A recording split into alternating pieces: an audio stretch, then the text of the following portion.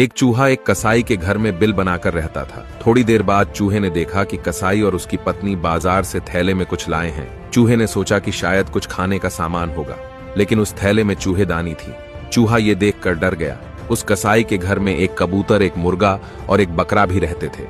तो चूहा सबसे पहले कबूतर के पास गया और बोला, तुम्हें पता है आज तुम्हारा मालिक चूहेदानी लेकर आया है। कबूतर ने कहा, मुझे क्या, वो तो तेरे लिए है। निराश चूहा अब मुर्गे के पास गया और उससे भी वही बात दोहराई। मुर्गा भी उसकी बात सुनकर हंसने लगा और कहा, वो तो तेरी समस्या है, मुझे उससे क्या।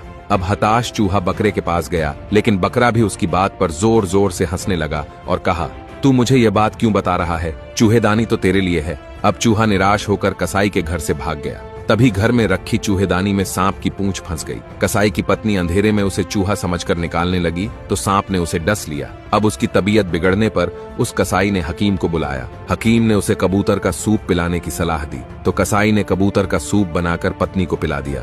पत्नी की बीमारी की खबर सुनकर कई रिश्तेदार भी मिलने उसके घर पहुंचे। अब उस वक्त घर में खाने के लिए कुछ था नहीं तो कसाई ने उस मुर्गे को भी काट डाला और मेहमानों को परोस दिया। फिर कुछ दिनों बाद जब कसाई की पत्नी ठीक हो गई तो इस खुशी में कसाई ने कुछ खास मेहमानों के लिए बकरे की दावत रख दी और अब बकरा भी खत्म। निष्कर्ष, हमें कभी भी दूसरों की समस्या सुनकर उसका मजाक नहीं उड़ाना चाहिए, बल्कि उसे समझना और सुलझाना चाहिए, क्योंकि वो समस्या हम पर भी आ सकती है।